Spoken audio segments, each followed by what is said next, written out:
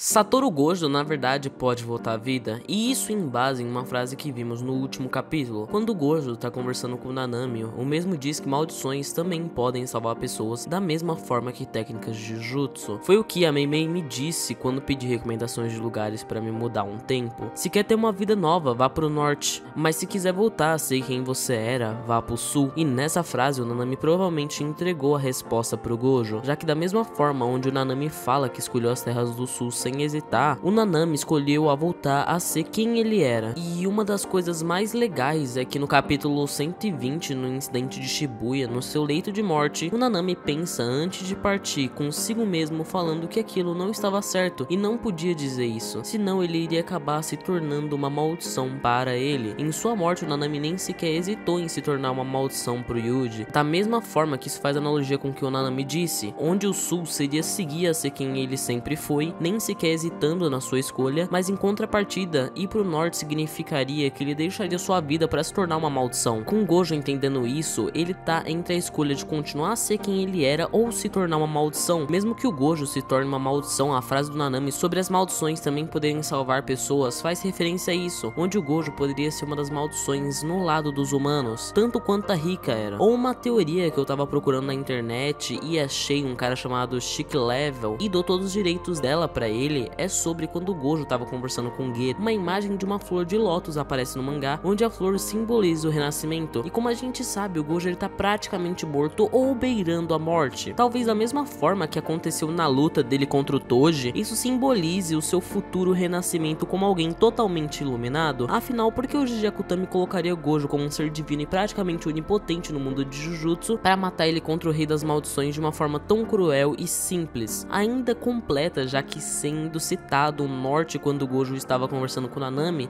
ele cita que caso você queira mudar sua vida, deveria seguir para a direção norte. Caso queira voltar a ser quem era, volte ao sul. E já que se fizermos uma conexão sobre a jornada de Buda, um ser iluminado, quando ele caminhou e fez sua jornada pela terra do norte, foi lá onde o Buda alcançou a tão sonhada iluminação. O Gojo ele ainda não seria um ser iluminado, que o que aconteceu na luta contra o Toji foi uma falsa iluminação, já que nesse momento o Gojo ele abraçou a individualidade e acreditou que dessa forma ele havia se tornado um ser superior, tanto que a gente vê isso quando ele mesmo diz antes de matar o Toji que ele só estava pensando nele mesmo e na diversão que essa luta trazia. A individualidade vai contra os princípios budistas da iluminação própria, dos quais Jujutsu se inspira e que o Gojo representa, sendo o símbolo do Buda dentro da obra. E além disso, a iluminação é vista como a quebra do ciclo da morte e do renascimento, que é representado em Jujutsu através do ciclo de individualidade e também desumanização que cerca o mundo Jujutsu, onde eles acreditam que apenas a capacidade de humanos se importam, sem se importar com a pessoa em si. Gojo, ao abraçar sua individualidade, só continua esse ciclo,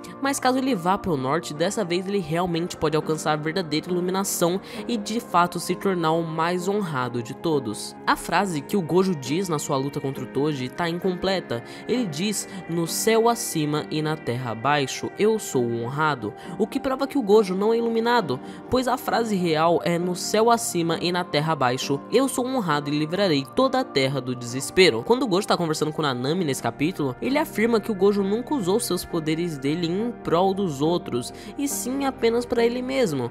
E a frase que ele diz contra o Toji comprova totalmente isso, já que o Gojo ele abraçou a individualidade e devido a isso, ele não estava disposto a se livrar a terra do desespero, pensando somente em si mesmo e não nos outros, na sua felicidade própria e na sua diversão. Então, se ele for pro norte, que é dito como a terra onde a sua vida vai mudar, ele vai poder voltar agora como ser verdadeiramente iluminado e novamente ele vai falar as mesmas palavras, só que agora as completando e dizendo que irá livrar a terra do desespero, Sukuna ou talvez a maldição do Kenjaku, e assim quebrando um ciclo de morte e renascimento que Jujutsu é representado através da individualidade. Sinceramente, o pessoal que tá criando essas teorias são sensacionais e eu ainda vou trazer a minha própria teoria, tá gente? Só falando. E simplesmente, Chicks Level, você é um cara genial e pra mim você até melhorou umas teorias que eu vi pela internet. Parabéns, parabéns meu amigo.